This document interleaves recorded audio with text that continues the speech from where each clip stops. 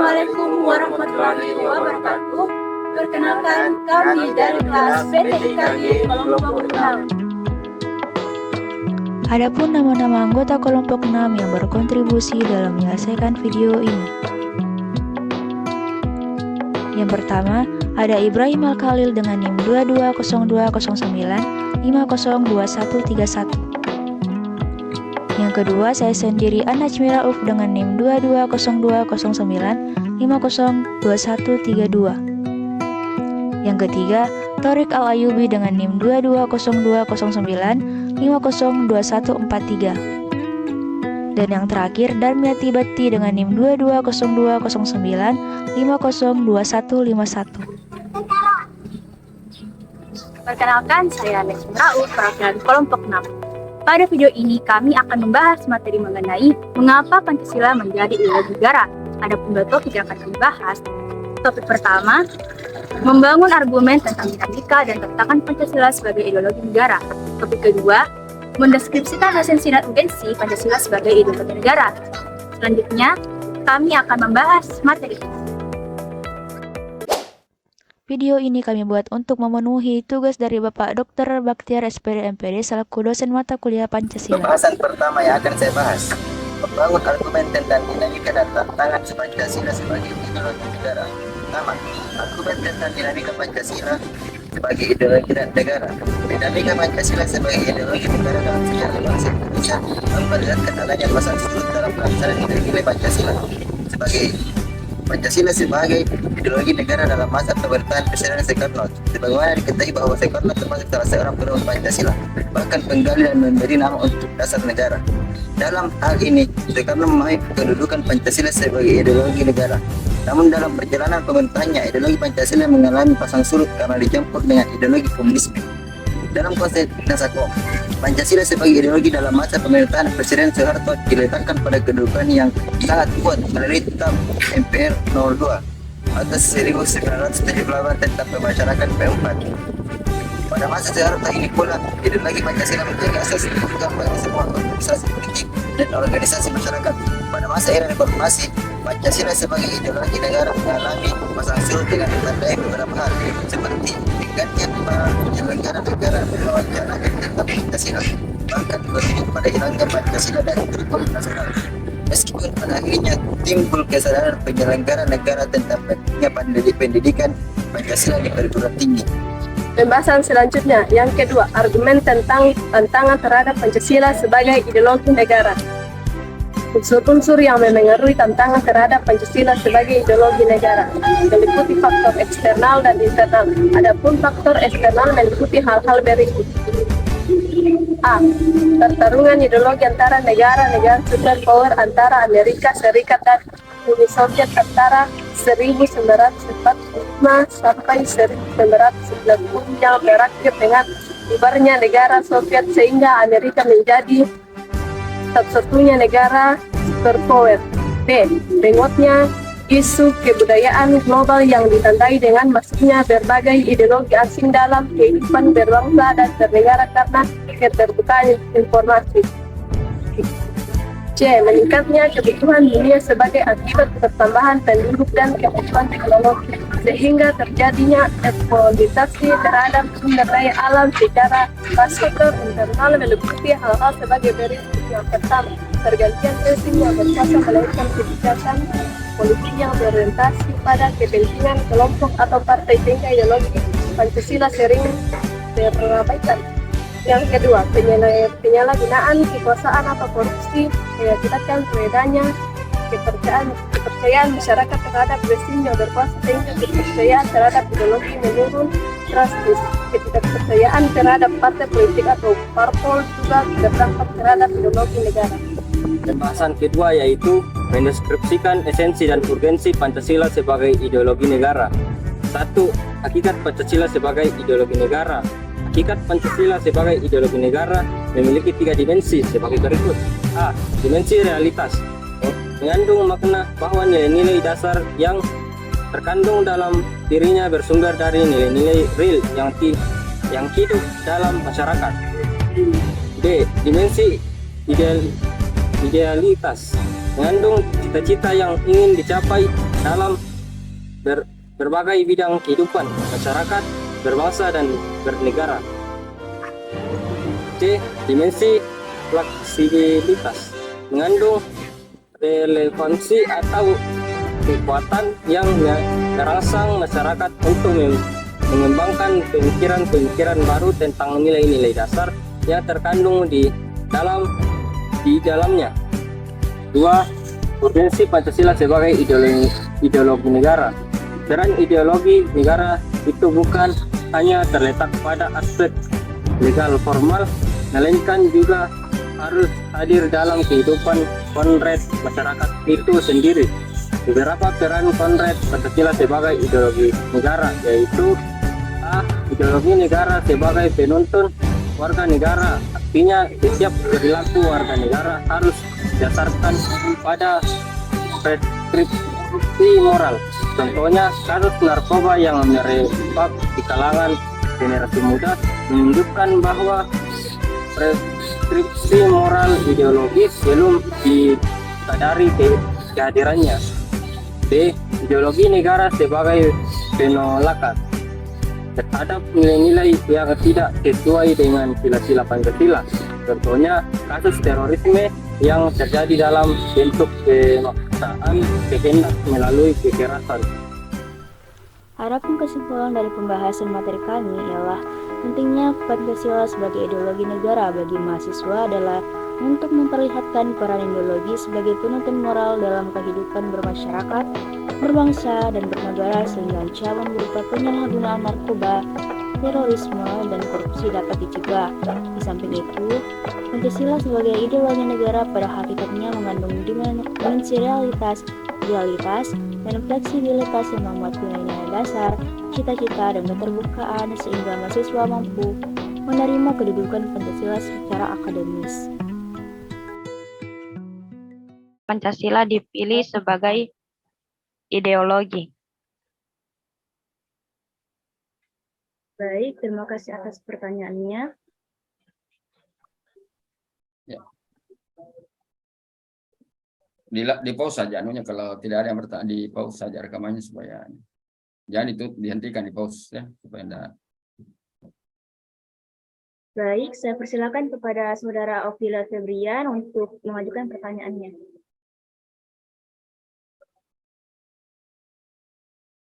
Baik, perkenalkan saya Ophila Febrian dari perwakilan dari kelompok 10.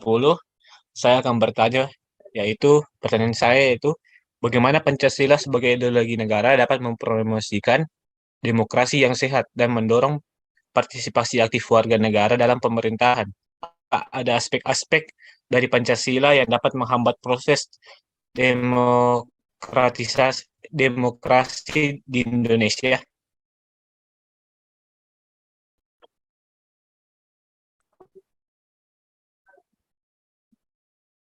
Baik, terima kasih atas pertanyaan dari Ophila Febrian. Sudah resmi. Ya. Selanjutnya, saya persilakan kepada Saudari Adelia Anggreni untuk mengajukan pertanyaannya. Assalamualaikum warahmatullahi wabarakatuh. Terima kasih atas kesempatan yang telah diberikan kepada saya. Perkenalkan, nama saya adalah Anggreni dari kelompok 9. Pertanyaan saya adalah, gantian rezim yang berkuasa melahirkan kebijakan politik yang berorientasi pada kepentingan kelompok atau fakta sehingga ideologi Pancasila sering terabaikan. Apa solusi yang paling tepat untuk sehingga ideologi Pancasila tidak terabaikan? Terima kasih. Baik, terima kasih atas pertanyaan dari Saudari Adelia Anggreni. Selanjutnya, dipersilakan kepada Saudara Mumu Hagen Cinsa untuk mengajukan pertanyaannya.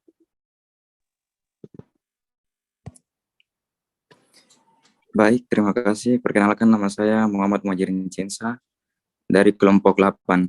Pertanyaan saya, apa pentingnya pendidikan Pancasila di perguruan tinggi? Baik, itu saya. Terima kasih.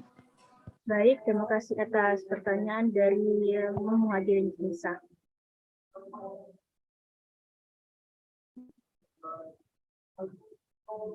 Baik, saya persilakan kepada Saudari Nabila Atifah Zahra untuk mengajukan pertanyaannya.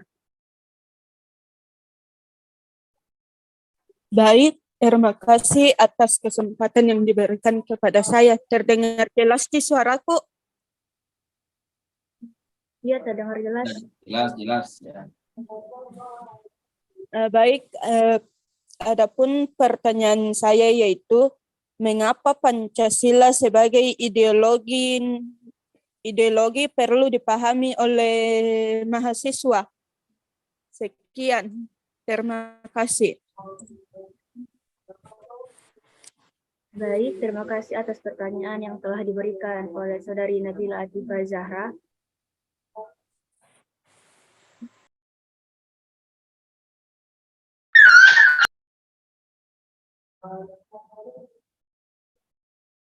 Selanjutnya, izinkan kami untuk mencari jawaban terlebih dahulu.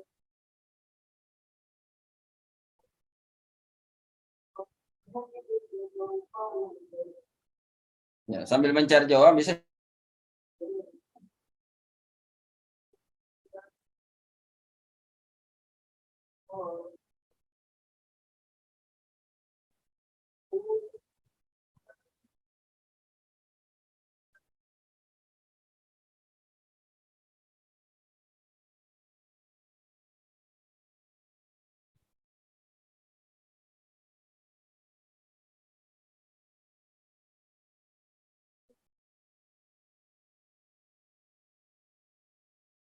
Tolong diketik di grup dia, ketua kelas yang tadi perwakilan kelompok itu.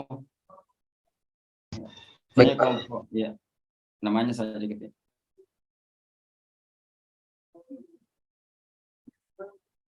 Baik, saya persilakan kepada Saudara Torik Alayubi untuk menjawab pertanyaan dari Saudari Dina.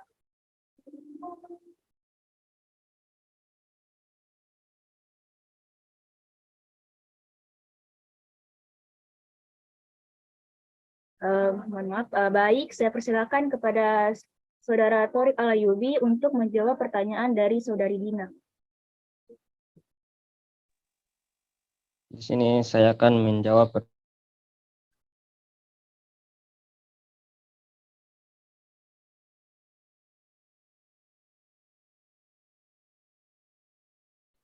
itu.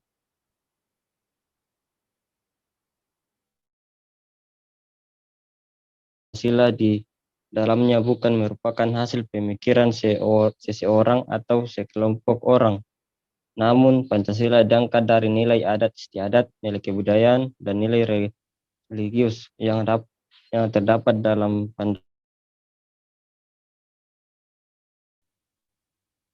mungkin itu.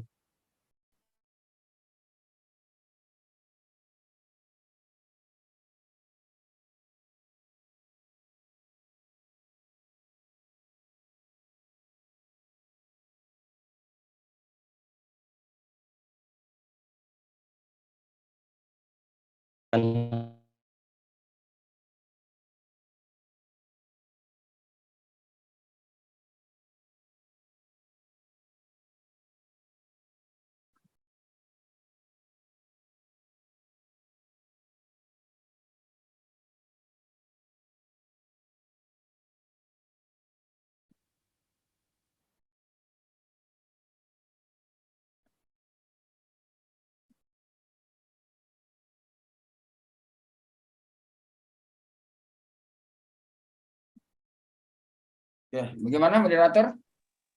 Iya, sementara menjawab pertanyaan, Pak. Nah, maksud saya silakan dulu dikembalikan ke penanya dulu tadi yang ditangkap oleh temannya. Ya.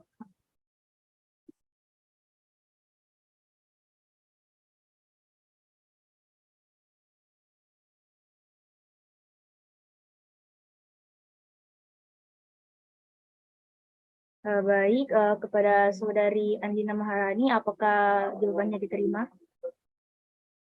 Iya, saya terima. Terima kasih.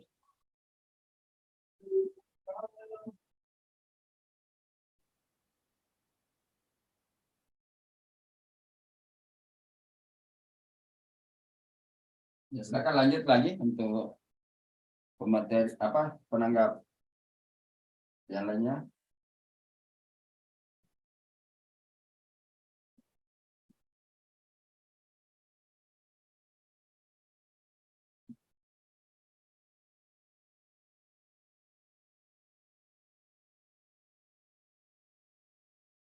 Baik, selanjutnya saya persilakan kepada Saudari Darmiati Bakti untuk menjawab pertanyaan dari Saudari Adel.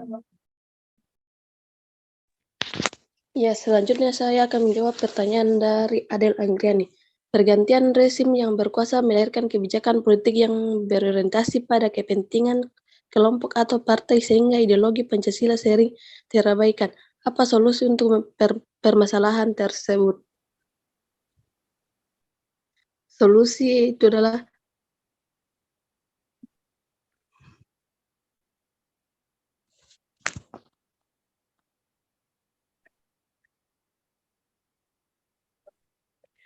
solusi untuk mengatasi permasalahan kebijakan politik yang berorientasi pada kepentingan kelompok atau partai sehingga seringkali mengabaikan nilai-nilai Pancasila dapat dilakukan dengan meningkatkan kesadaran masyarakat, memperkuat lembaga independen, meningkatkan partisipasi masyarakat, mendorong partai politik untuk memperkuat komitmen mereka terhadap nilai-nilai Pancasila, dan meningkatkan keterbukaan dan akuntabilitas pemerintah. Dengan demikian diharapkan kebijakan politik yang diambil selalu mewakili kepentingan nasional dan konsisten dengan nilai-nilai Pancasila. Terima kasih dari saya. Baik, kepada Saudari Adel, apakah jawabannya diterima? Ya, diterima. Baik, terima kasih. Selanjutnya saya persilakan kepada Saudara Torik Alayubi untuk menjawab pertanyaan dari Saudari Nabila Atifah Zahra. Di sini saya akan menjawab pertanyaan dari Nabila. Pancasila adalah ideologi dasar negara Indonesia yang terdiri dari 5 prinsip atau nilai dasar, yaitu ketuhanan yang Maha Esa, kemanusiaan yang adil dan beradab, persatuan Indonesia, kerakyatan yang dipimpin oleh hikmat kebijaksanaan dalam permusyawaratan perwakilan, dan keadilan sosial bagi seluruh rakyat Indonesia. Memahami Pancasila sebagai ideologi dasar negara sangat penting bagi mahasiswa karena dapat membantu mereka dalam memahami nilai-nilai dasar kehidupan berbangsa dan bernegara, serta menjadi generasi yang memiliki kesadaran dan tanggung jawab tinggi dalam membangun bangsa dan negara. Mungkin itu. Saya kembalikan ke moderator.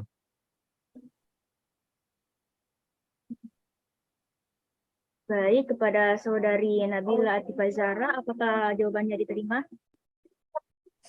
Baik, terima kasih atas jawaban yang telah diberikan. Jawabannya saya terima.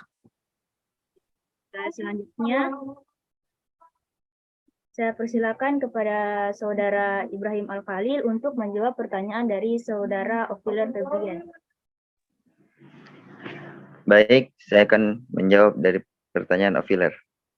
Pancasila adalah ideologi negara Indonesia yang terdiri dari 5 asas yang saling melengkapi dan seimbang, yaitu ketuhanan yang Maha Esa, kemanusiaan yang adil dan beradab, persatuan Indonesia, dan kerakyatan yang dipimpin oleh hikmat kebijaksanaan dalam permusyawaratan perwakilan, dan keadilan sosial bagi seluruh rakyat Indonesia.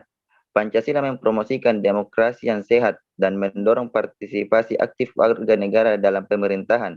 Namun, ada juga aspek dari Pancasila yang dapat menghambat proses demokratisasi di Indonesia, seperti implementasi yang buruk dan tidak konsisten dari asas-asas Pancasila, kurangnya keterlibatan warga negara dalam pengambilan keputusan, dan keterbatasan dalam kebebasan berekspresi. Baik, sudah.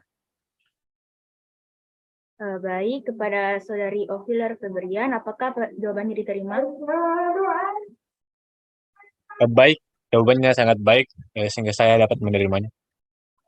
Terima kasih. Selanjutnya, saya persilakan kepada Saudari Darmiati Bakti untuk menjawab pertanyaan dari Saudari Cinsa. Baik, terima kasih. Selanjutnya saya akan menjawab pertanyaan dari Muhammad Kinsa.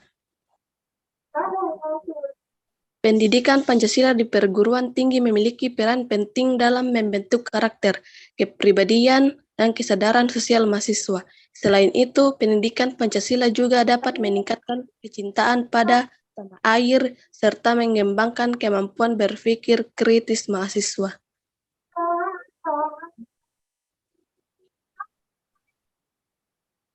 Baik, kepada saudara Cinsa, apakah jawabannya diterima? Terima kasih. Baik, itulah jawaban dari pertanyaan-pertanyaan kelompok 7, 8, 9, 10, dan 11. Semoga apa yang telah kami sampaikan ini semoga bermanfaat.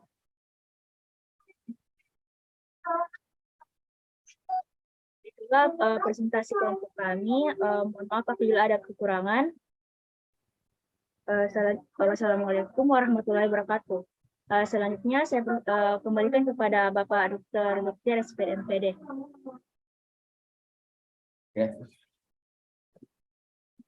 Ya, nanti itu tadi pertanyaan-pertanyaannya kelompok penyaji, tolong direpikan dulu ya sebentar, baru di posting di grup ya. Iya, Nanti Pak. setelah itu baru nanti kita akan ulas kembali. Oke. Ya.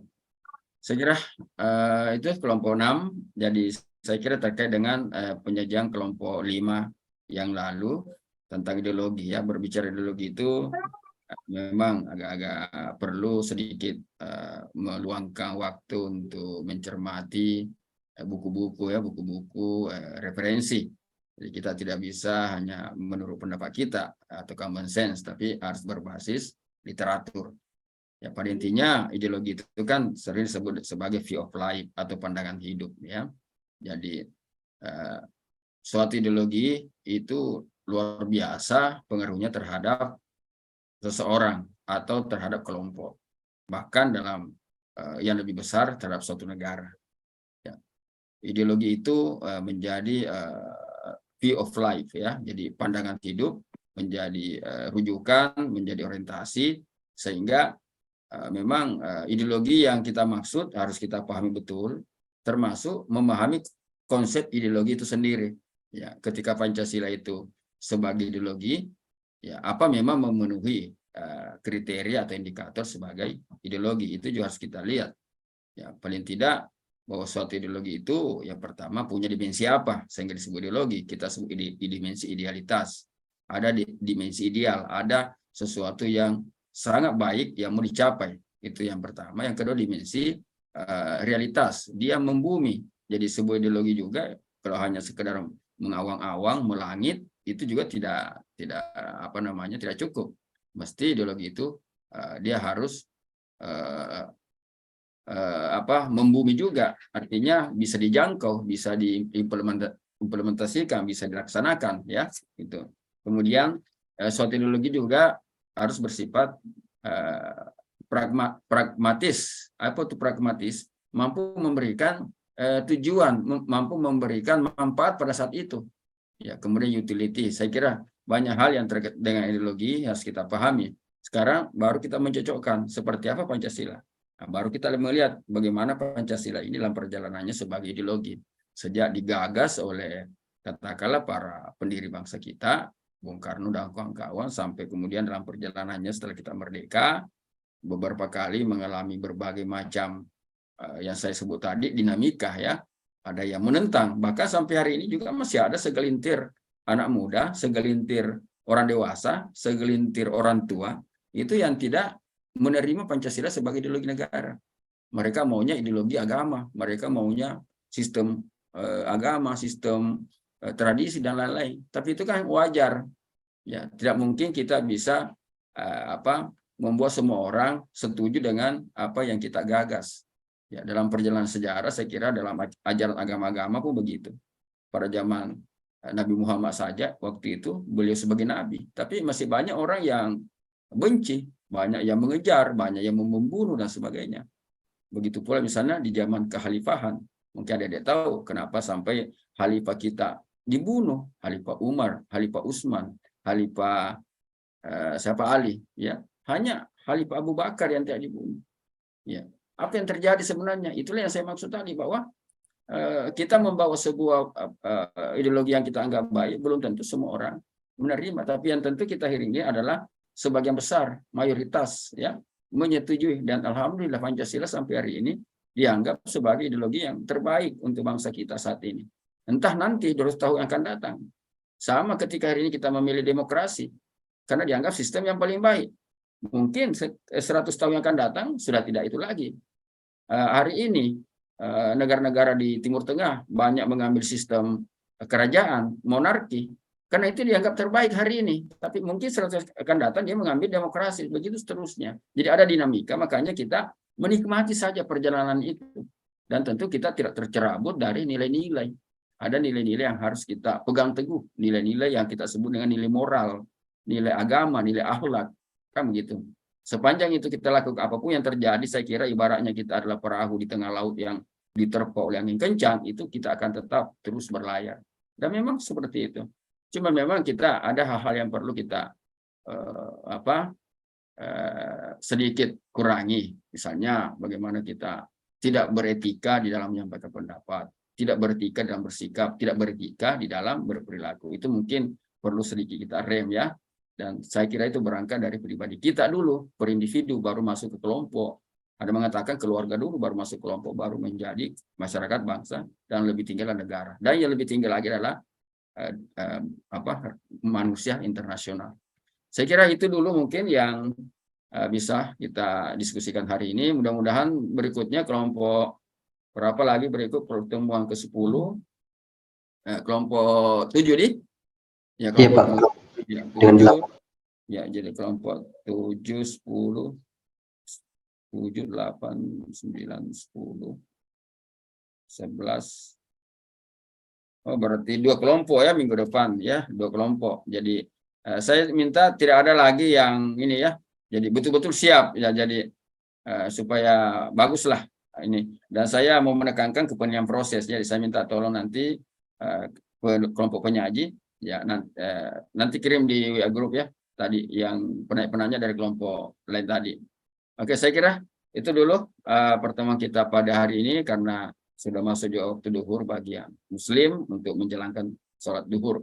Kita tutup pertemuan kita dengan mengajak kita semua untuk membaca hamdalah. Alhamdulillahirrahmanirrahim. Sekian presentasi dari kami. Mohon maaf apabila ada salah kata. Terima kasih. Wassalamualaikum warahmatullahi wabarakatuh.